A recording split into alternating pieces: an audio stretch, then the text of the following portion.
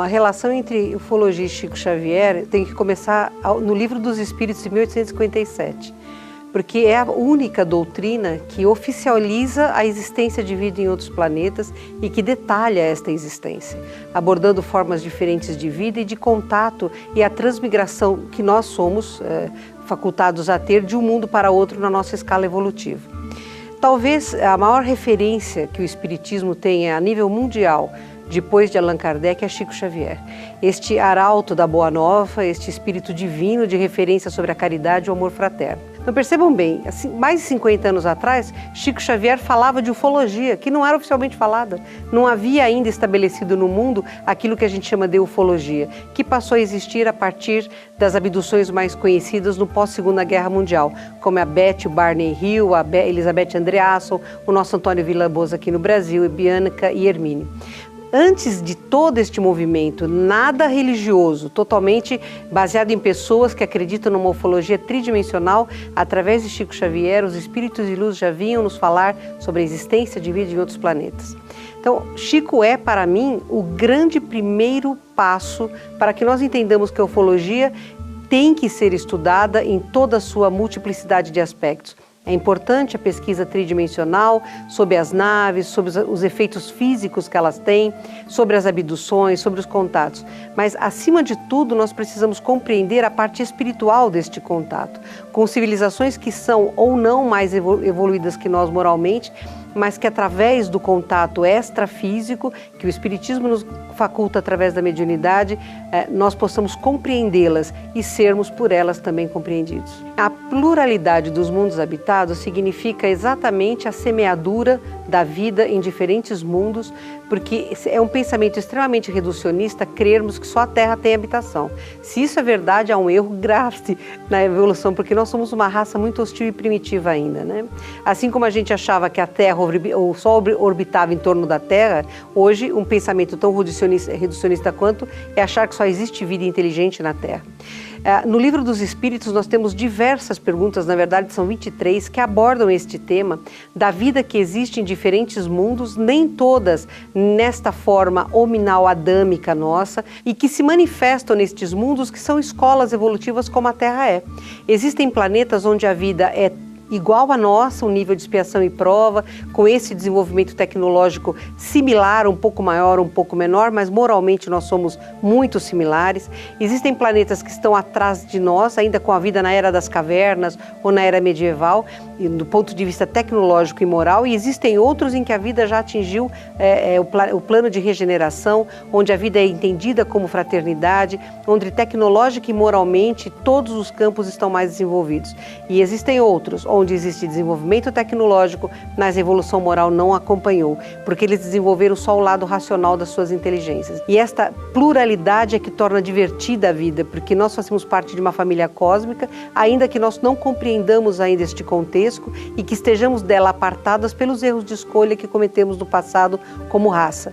Mas em todos esses mundos, deste universo fantástico que a gente habita, a vida se procede, a lei da evolução é perene e obrigatória para todos nós, e não importa onde estivermos, sempre haverá a lei da afinidade regendo os nossos ditames e as nossas corridas evolutivas. As pessoas que acreditam que existe a vida só na Terra, eu gostaria muito que elas retornassem à era medieval, quando Galileu quase foi queimado numa fogueira, porque ele dizia, gente, é a Terra que gira em torno do Sol, não é o Sol que gira em torno da Terra. Os maias sabiam disso. E nós, civilizados, entre aspas, né, recusamos a compreender que nós não somos o centro de tudo. Eu vejo essas pessoas com uma base materialista muito arraigada, muito forte. Elas têm muito medo de abrirem a própria consciência para outras possibilidades, porque a verdade, elas são inseguras, né? A gente vê a negativa que a ciência oficial faz de uma coisa absolutamente óbvia, que para mim é óbvio que existe a vida em outros mundos, porque não há comprovação científica. Meu Deus, a gente não comprovou cientificamente ainda que Deus existe. E nós sabemos que Deus existe. Então o que eu digo para essas pessoas é, não se portem como os inquisidores na época de Galileu, abram-se para novas possibilidades, busquem novas explicações, estudem, Hoje, a expansão da consciência é um dever obrigatório para todos nós que temos a necessidade de aspirarmos para uma sociedade mais justa e fraterna. O Chico Xavier, quando participou do Pinga Fogo em 71, ele ratificou o que já se sabia. Apesar de ser um homem boníssimo e humilde, ele tem uma coragem imensa, porque não é nada fácil você dizer, eu falo com mortos, eu falo com gente morta e, gente, eu falo com pessoas que não são deste planeta. O Chico, em 71, falou na Confederação Galáctica, que hoje os próprios ufólogos não aceitam e que nós que somos espíritas e ufólogos temos certeza, porque os extraterrestres nos falam desta relação, desta confederação que reúne planetas, todos eles sob a tutela do amado Mestre Jesus, que dirige a todos nós para o conhecimento e a compreensão da lei da fraternidade.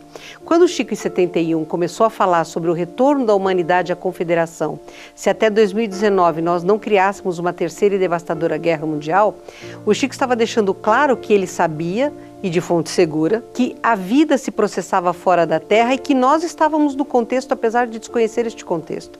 Que havia um conselho de seres superiores que se preocupavam com os destinos da humanidade terrestre, que ainda é bastante hostil e primitiva e que tem um comando tecnológico com armas de destruição em massa que podem riscar não apenas a vida na Terra, mas o próprio planeta e, por consequência, o sistema solar.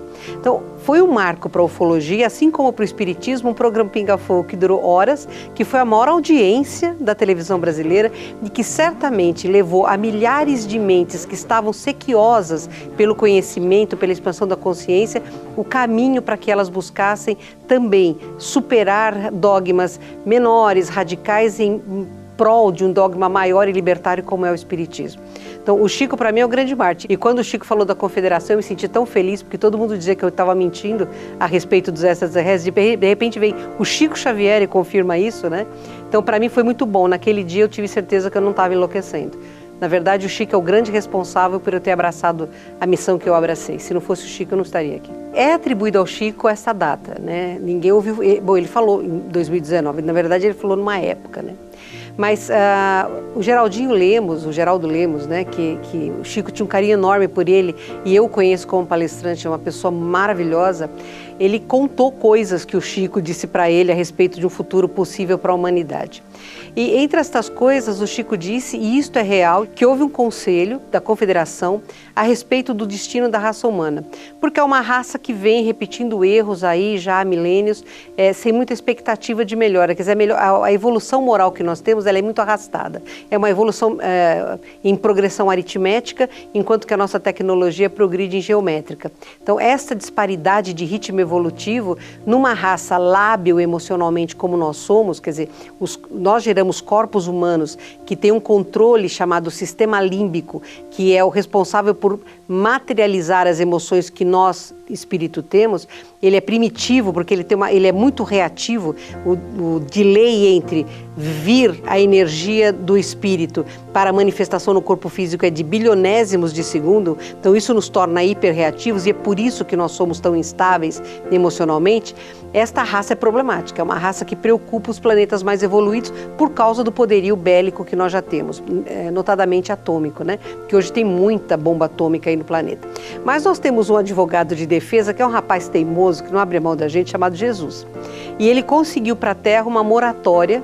Esta moratória encerra-se em 2019, em que se até lá nós não conseguíssemos promover uma terceira guerra mundial, nós estaríamos entrando num período de progresso extraordinário em todos os campos e retomaríamos o contato com entidades extraterrestres em massa, em larga escala, com troca de conhecimentos e, sobretudo, com a compreensão da vida pela lei da fraternidade que teve em Jesus o seu maior exemplar aqui na Terra, né? Então, essa data limite que é atribuída de 2019, veja, o futuro não existe. Nós temos o passado, que é uma energia que existe, o presente, que é a energia que a gente faz. Existem muitos leques e muitas opções de futuro, por isso que eu não gosto de fechar uma data. Eu acho isso arriscado, porque se a nossa hostilidade crescer, isso pode ser antecipado. Se a nossa hostilidade se abrandar, isso pode ser adiado. Então, não fechemos uma data, mas eu tenho certeza que existe sim esta planificação, que existe um período limite para a humanidade atingir o nível de consciência que é necessário, né? E que se nós bem sucedermos, nossa, vai ser fantástico. né? Você ter contato com os espíritos mais evoluídos, com civilizações mais evoluídas, de uma forma clara, fácil e cotidiana. Oxalá a gente escolha o caminho certo, né?